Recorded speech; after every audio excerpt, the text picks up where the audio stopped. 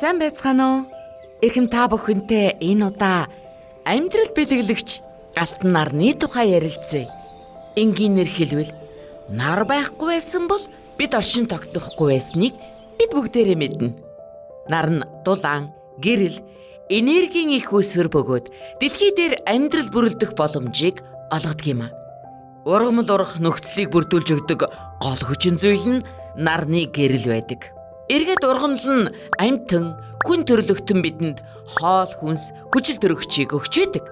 Нарны дулаан байхгүй бол дэлхий хөлдөж, салхи, далайн давлгаа, ус зөөх үйлгэж байхгүй байх байсан. Нар хэмээх од нь манай нарны аймгийн төв бөгөөд хамгийн том биетэн юм. Түүний асар их татах хүч нь гариг, солир, сүүл тодыг сансрын гүнд оруулахгүйгээр барьж байдаг байна. Тийм болохоор нар гэж байхгүй байсан бол нарны аймаг гэж бас байхгүй байжээ. Тэгэхээр нар яаж биднийг эрчим хүчээр хангадаг юм бэ?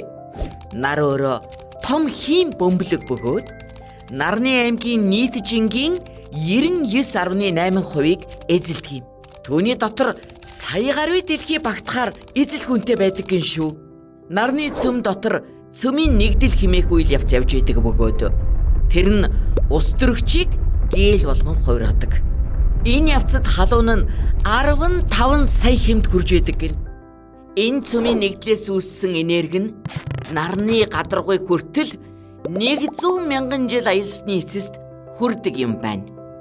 Алтан нар гэрэл, дулаан өгдгөөс гадна бидний биед нэн чухал болох D витамины их үүсвэр болдог шүү дээ. Нарны гэрлийг D витамин болгон бид биендээ шингээж яс бэхжүүлэх маш чухал үүргийг энэ витамин биелүүлж байдаг.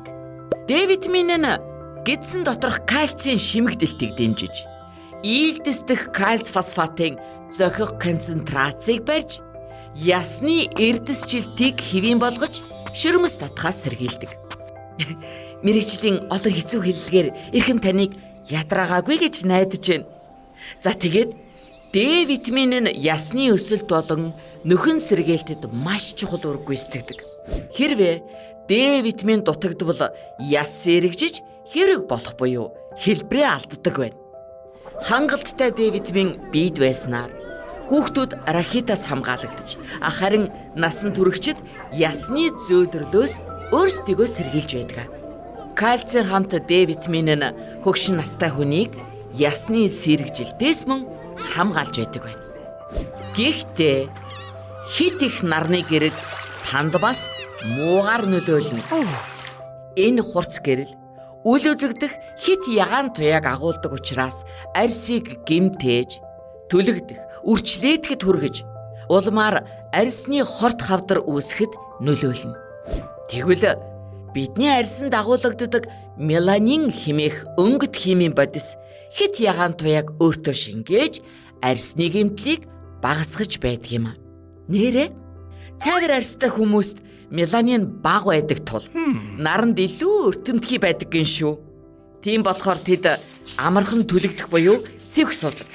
Харин бор арьстай хүмүүс меланин илүү ялгаруулдаг учраас хит ягаан туяанаас илүү хамгаалагдаж чаддаг байна.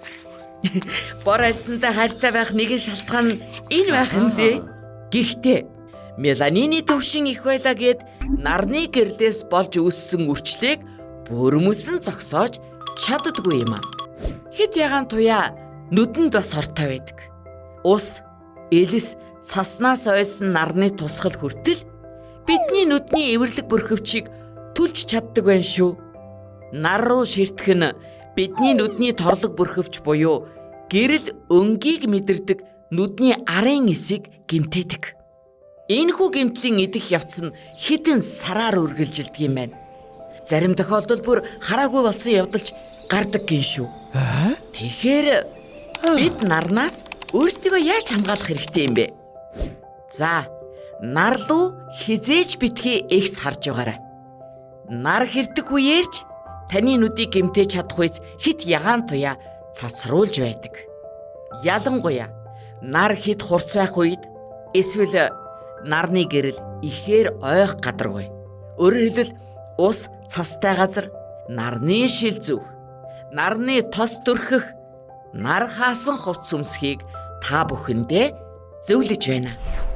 За ингээд амьдрал бэлэглэгч алтан нарныхаа тухай бас дахин нэг ярилцлаа. Эрхэм та энэ ярианыхаа төгсгөл лайк, шеэр, сабскрайб мартуузай. Дараа дахин уулзлаа. Баяртай.